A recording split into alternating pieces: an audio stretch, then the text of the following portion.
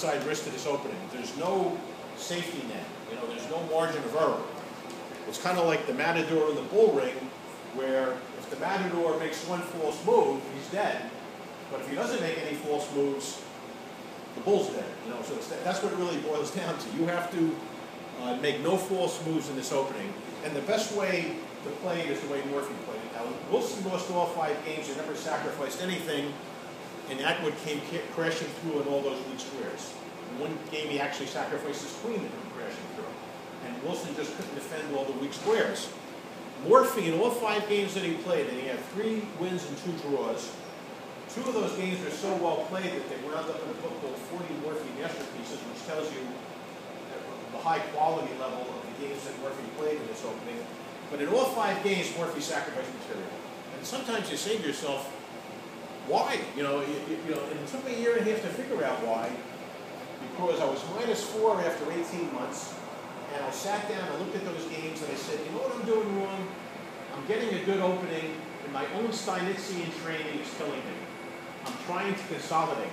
And it suddenly dawned on me, that's what Wilson was trying to do in those 5 games that he lost. You can't consolidate your position when you have too many weak squares because you pushed all your pawns forward.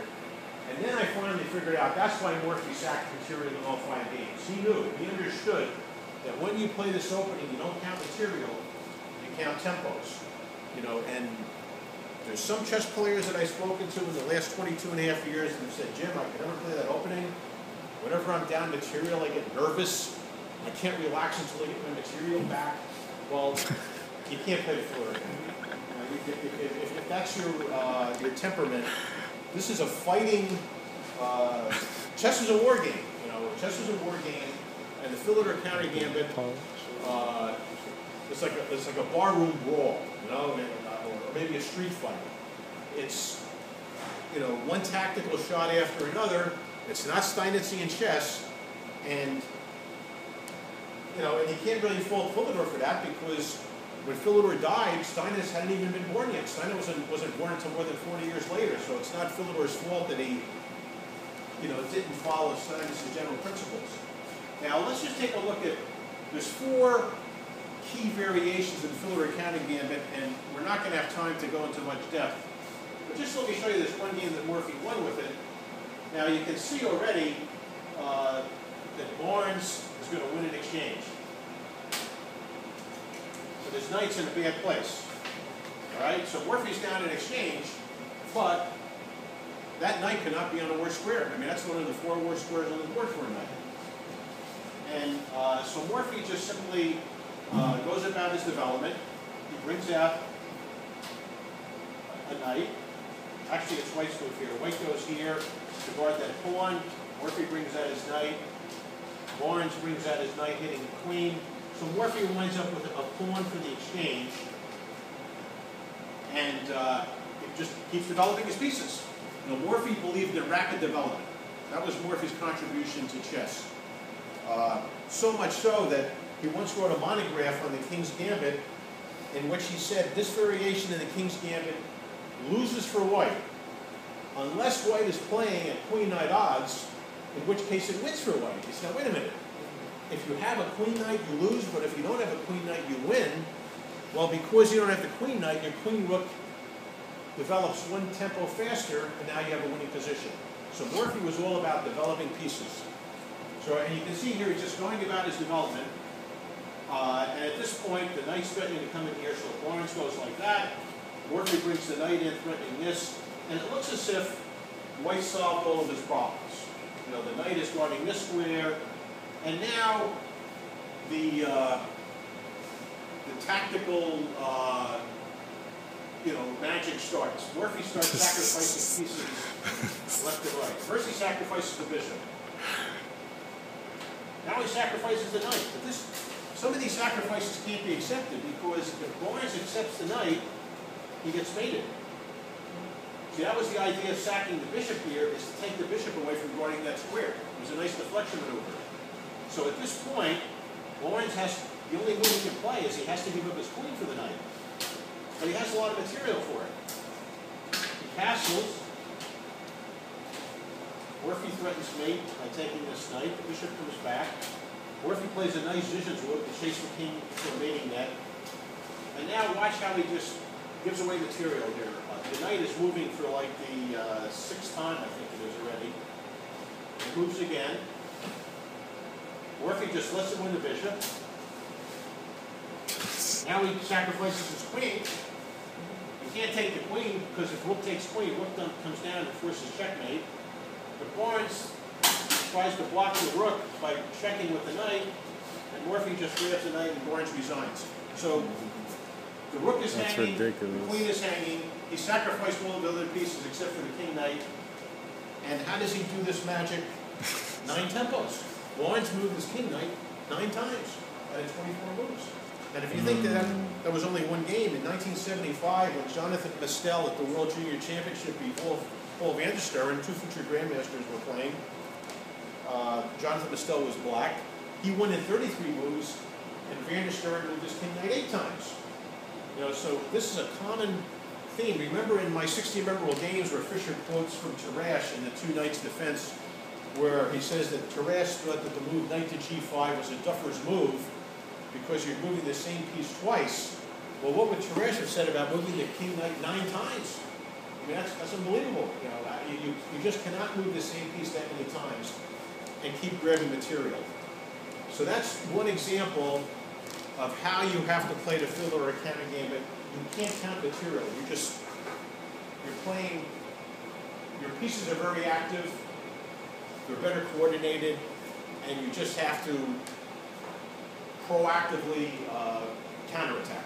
And your counterattack will be very strong, not just in chess terms, but also psychologically, because I played it over 800 times, and something happens around move 15. Well, look at my opponent, and he was smiling for 15 moves, and now all of a sudden, he's looking kind of worried, because, you know, for 15 moves or so, it looks as though White's just going to win by force right out of the opening, and suddenly he realizes, you know, it's only a nearly decisive attack, not a decisive attack, and now psychologically, your opponent falls apart. I mean, I can tell you some anecdotes that are almost unbelievable. I mean, I was playing a FIDE 2280 at Jose Pucci's New York Open. First I sacrificed one exchange as black in the Philidor. Then I sacrificed another exchange.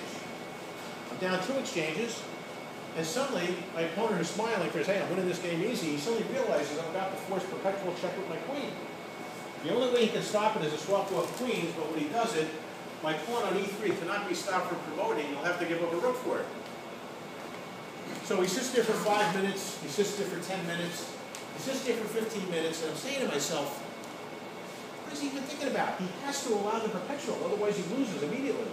And it suddenly dawned on me, you know, he's about to commit suicide. He's like a guy on the window ledge getting ready to jump. It'll take him about 15 minutes to get enough courage to make that leap. And he played one move and allowed the queens to be swapped and resigned instantaneously. And it was like, you know, I just cannot understand why he would do that. For some reason, psychologically, you will win more than your fair share of games. The Philidor counter game is only good for a draw, but there's probably 24 games that I've won over the years where my opponent just committed Harry-Carry over the board, you know, where he just gave up, you know. I had a 1600 here. Could have forced a triple repetition. He didn't do it, and he went on to lose. So after the game I said, have you ever beaten a chess master? No. Have you ever joined a chess master? No. I said, did you see that you could have forced a triple repetition and drawn a chess master? And the kid looked at me like, are you crazy? You think I'm going to let you escape with a draw playing that opening? This guy's a 1600 playing a 2200. I had an 1800 do the same thing. There's something about this opening which, in a way, the lack of respect that your opponent has for it is better for you. You're going to win a whole bunch of games that, objectively speaking, should only be draws. But your opponent, I don't know if it's peer pressure. I've coined an expression, I call it Philidor counter gambit rage. Where I've noticed that it's just like road rage. You're driving on a highway, you have to cut some guy off to get to your exit. You're not really trying to cut him off, you just want to go home and get to your exit. But he thinks you purposely cut him off, and he starts honking his horn and shaking his fist and flashing his headlights and making obscene gestures out here. They call that road rage. That's road rage. Well, Philidor counter gambit rage is when you beat a guy with the Philidor counter gambit, and he may never talk to you again for the rest of his life. he'll hate you because I remember there's one match where I did twice in the Philidor County Gambit, and I showed up at the U.S. Amateur Team event in Parsippany, and in front of like 1,000 people in the ballroom, he started screaming at me like a crazy man. I don't even know what he was yelling about. I just walked out of the room. I said, somebody got in the hallway here. This Philidor County Gambit rage. I guess for his friends must have been teasing him and giving him the business. So you lost twice to that lousy opening, and you're a chess master. They must have been razzing him, and it finally drove him out of his mind, and he had to start screaming at me. So, for some reason, this opening, there's something irrational about it. If I told you some of the incidents that happened to me with this opening, you'd probably think I'm making it up. I mean, I got threatened with a lawsuit over this opening. The editor of Atlantic Chess News receives an email like about 10 years ago. I won the Chess Journalist of America Award for the best opening analysis in 1996 for my analysis of Philidor County. I beat out a grandmaster, finished in second place. It was almost unheard of. And some irate reader says, I'm going to sue you and West. You're going to run up big legal fees because West left out Steinitz' analysis in his articles. So the editor calls me up to say, Jim, I'm resigning as editor because my wife saw the email before I got home, and when I got home, she was crying at the front door. So I stopped writing for Atlantic Chess News and started writing for Empire Chess for 3 years until the heat died down. But I almost wished that it had gone to court. I would just love to have been in the courtroom when the opposing attorney said, Your Honor, the nature of my client's grievance is that Jim West, and the reason we're suing him for triple damages, he left that Wilhelm Steinitz analysis in the Philidor County Gambit. I mean, it's insane. I had a player join the ICC using the name Master Jim West, and he started playing the Philidor County Gambit and losing with it. So I would show up at tournaments and people would be laughing at me saying, Jim, you lost with your opening last night. You play like a fish. You don't know how to play your own opening. I said, I'm not on the ICC. You're Master Jim West, and there's a chess master named Jim West. Some guy steals my identity, and now the ICC won't tell me to stay because of the privacy policy. The guy's using my name on the ICC and making me look like a fool, and they're shielding him because, well, I found out anyway. Somebody pulled a few strings and they told me the guy's identity and stopped it. I had a FIDE master follow me around for 8 weeks after my book came out, and he said to me in that chess club one day, he goes, Wes, I'm going to follow you around for the rest of your life because you wrote a book on the Philidor County Gambit. And the grandmaster overheard him and said, and after the FIDE master walked out of the room, he said, why would he say that to you? I never heard anybody say something like that. And I laughed at him and said, he was just kidding around. But he really wasn't. I had a team captain at the U.S. Amateur Team say, Jim, the club's paying all of our expenses and we want you to play board 3, but you can't play the Philidor County Gambit unless you can play our team. I mean, it was just unbelievable. So there's something about this opening which I don't completely understand.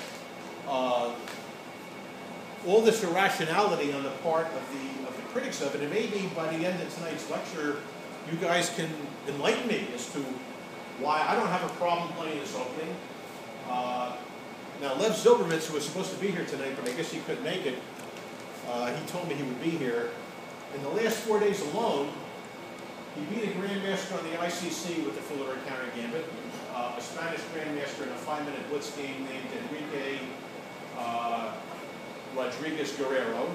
And on Sunday, he drew another grandmaster named Nigel Davies at an exhibition, a simultaneous exhibition in Red Bank. And he can tell you his horror stories as well. Some of the, the craziness on the part of the critics, where there's something about this opening that they don't like, and I'm not really sure. Maybe you guys can explain it to me so that I can expand my learning curve here. Is it because there's too many pawn moves in the opening and you don't like pawn moves? Is it because Paul Morphy played it and the average Class C player today can beat Paul Morphy, supposedly, even though Fischer said nothing can be further from the truth? Or is there some other explanation for it? Now, people just don't like change. You know what it is? Deviating from the standard. I think it's snobbery. I think Bobby Dudley was right that, the problem I think is the scientific approach to chess. I know that sounds like a dumb thing to say, but, I don't think chess is a science. And what you have now is this very narrow-minded approach where there's only some select few correct openings that you can play. and everything else is bad chess, or this isn't even chess at all, I've been told.